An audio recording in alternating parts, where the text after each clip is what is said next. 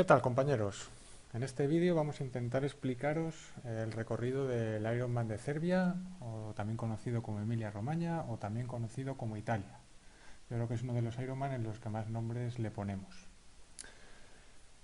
Es un Ironman que resulta bastante sencillo de explicar si solamente atendemos al perfil, ¿vale? Fijaros en el perfil. Tenemos una zona muy llana. Si miráis en la altura, no vamos a alcanzar ni los 50 metros sobre el nivel del mar. Solamente los vamos a superar en la subida a Bertinoro. Volveremos a bajar. Tendremos un montón de kilómetros llanos otra vez. Volveremos a subir en la segunda vuelta. Bajamos y llegamos a meta. Es decir, desde el punto de vista del perfil, esto es pan comido. Dos subidas y punto. Si miramos ahora en el mapa, vemos ya algo un poco más complicado, es decir, hay muchos cambios de dirección. Tenemos una primera zona en la que salimos de Serbia, nos vamos callejeando paralelos al mar, nos metemos hacia el interior, un giro de 90 grados a la derecha, otro de 90 grados a la izquierda, nos volvemos a ir hacia la izquierda buscando la autovía. En la autovía tenemos un tramo relativamente largo de unos 10 kilómetros en los que vamos prácticamente perfectos hacia el sur. Después salimos y volvemos al norte, es decir, esto es un auténtico Cristo de giros a un lado y al otro. ¿Qué es lo que ocurre con tanto giro? Que lo que vamos a tener son continuos cambios en la dirección en la que nos entra el viento. Si ahora miramos a los tramos, al desnivel por tramo, la cosa está muy clara. Hay tres cosas diferentes. Por un lado, las bajadas, por otro lado, las dos subidas a Bertinoro y luego tramos que, si os fijáis, oscilan todos aproximadamente en torno al 0%. O sea, entre el menos 0,5% y el 0,5% tenemos todos los kilómetros de este Ironman, excepto unos 20 kilómetros que van a ser las subidas y bajadas. El resto, todo va a estar, los otros 160-165 kilómetros vamos a ir en torno al cero. ¿Esto qué significa? Que es un Ironman de dar muchos pedales. Alguno me dirá, sí, claro, los mismos que en todos. No, es un poco distinto. Aquí hay dos bajadas y realmente van a ser los únicos minutos que tengamos para descansar. El resto del tiempo vamos a acumular mucho tiempo dando pedales. ¿Cómo hemos dividido los tramos? Bueno, pues el primero de ellos simplemente es nos alejamos del pueblo, el segundo es esta zona rodeando las marismas hasta que llegamos a la autovía, tercero es la autovía, el cuarto es el tramo que vamos buscando el comienzo del puerto, después tenemos la subida a Bertinoro, la bajada y ya el resto es lo mismo de vuelta. ¿Qué cosa veo yo importante o qué cosa vemos desde Life to Triathlon importante en este recorrido? El viento, ¿vale? ¿Por qué?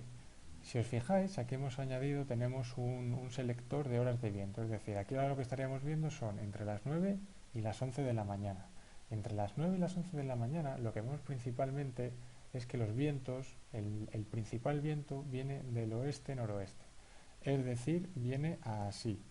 Si viene así, significa que aquí, en este primer tramo, nos va a ir dando un poquito en contra. Cuando giremos a la derecha, nos dará prácticamente de frente. Tendremos un momento de respiro, otra vez lo llevaremos en contra. Cuando estemos en la autovía, la primera vez dirección sur, nos debería de empujar un poco, pero en cuanto salgamos de la autovía, otra vez en contra. Es decir, el viento en las primeras 2 horas, suponiendo que a eso de las 9 estemos montados en la bicicleta, eso significará haber nadado muy rápido y haber hecho la transición muy rápida. El viento generalmente nos va a ir molestando. ¿Qué ocurre si ahora movemos el viento y en vez de las 9 a las 11 vemos el tramo de las 11 a la 1? Pues fijaros, el viento ya no es tan importante del oeste y se ha vuelto más importante en la dirección este-noroeste. Este noroeste, ahora el viento nos va a venir del mar. Nos viene así. ¿Qué es lo que ocurre entonces?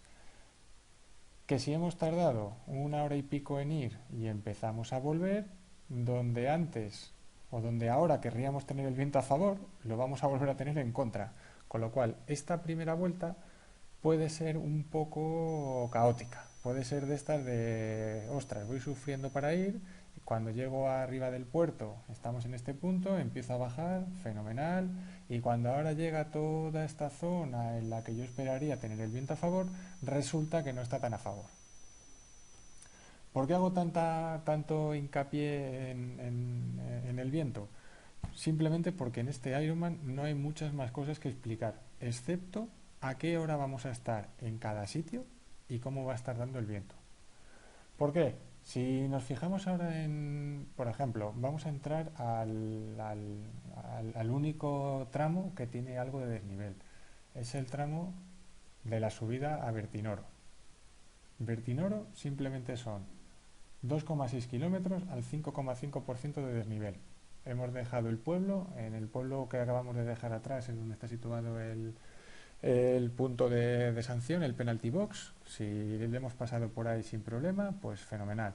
Continuaremos, tenemos aquí un par de cambios de dirección, hemos dejado la foto de este giro que es bastante chulo en el análisis escrito. Después continuaremos un poco dirección sur y como hemos visto en esta primera vuelta debería de ayudarnos y en la segunda es posible que no, pero bueno, en este punto no nos afecta demasiado. Toda esta primera parte o esta parte intermedia, perdón, iremos cruzándonos con la gente que baja, así que vayamos bien pegados a la derecha y a partir de este cruce los que suben se van por el lado derecho y los que bajan luego vuelven por aquí. No tiene grandes rampas. La carretera está relativamente bien asfaltada para lo que es este Ironman, que hay zonas que están muy parcheadas. La parte final en la que llegamos al pueblo, ahí suele haber gente. Quizás no hay tanta como a lo mejor otros Ironman como Vitoria o otros que son muy típicos de animación, pero bueno, hay gente que hace que nos animemos. Yo simplemente recordaros que, oye, vamos por el kilómetro 45, queda muchísimo y empezamos la bajada. A esta hora, ¿cuándo deberíamos de estar aquí? Pues si hemos empezado sobre las 9 de la mañana y toda la primera zona vamos a ir bastante rápido, pues aquí deberíamos de estar entre las 9 y las 11. Entre las 9 y las 11 ya hemos visto que tenemos los vientos del oeste, es decir, nos ayudarán. Pero la segunda vez habrán pasado seguramente, si hay que hacer otros 90 kilómetros, otras 2 horas y pico. Estaremos entre las 11 y la 1. Y entre las 11 y la 1, lo que decíamos antes, el viento ahora va a estar del este-noreste, de este otro lado, ¿vale? Con lo cual seguramente nos dará por nuestra izquierda. Por lo tanto, lo que comentábamos, no va a haber grandes problemas de viento. ¿Qué otra zona hay que es bastante rectilínea? La autovía. Tanto la autovía cuando vamos hacia el sur como cuando vamos hacia el norte es un único tramo en el cual no cambiamos de dirección. La primera vez que estemos en la autovía estaremos entre las 9 y las 11. Entre las 9 y las 11, vientos del oeste, con lo cual un poco a favor.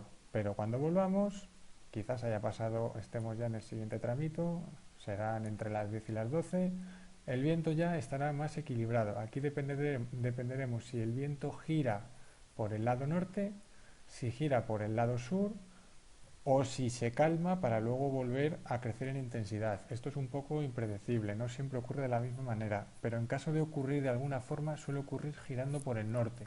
Esta es la zona que más o menos predomina. Si ocurre así, a la vuelta, cuando estemos en este tramo de aquí, en el octavo tramo, completando ya los primeros 70 kilómetros, iremos un poco de bajada, pero ojo que el viento puede darnos un poco en contra.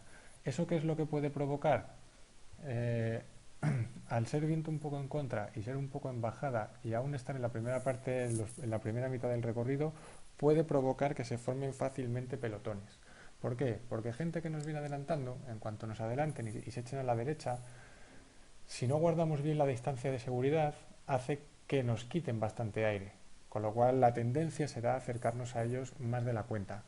Claro, si ya tenemos en cuenta que quizás no es uno, sino que lo que nos empieza a adelantar es una hilera, pues la probabilidad de que se formen pelotones en la autovía, en esta primera vuelta por la autovía, es relativamente alta. ¿Qué ocurrirá en la parte final? Pues en la parte final, pongamos que ya estamos entre la 1 y las 3, el viento ya sí que se ha puesto completamente del este, no nos dará tanto en contra, pero cuando salgamos de la autovía y empecemos a ir hacia meta, lo vamos a seleccionar por aquí, desde la autovía hasta meta, el viento vendrá del mar y nos lo vamos a encontrar generalmente empujando en contra. Con lo cual, ¿qué ocurre?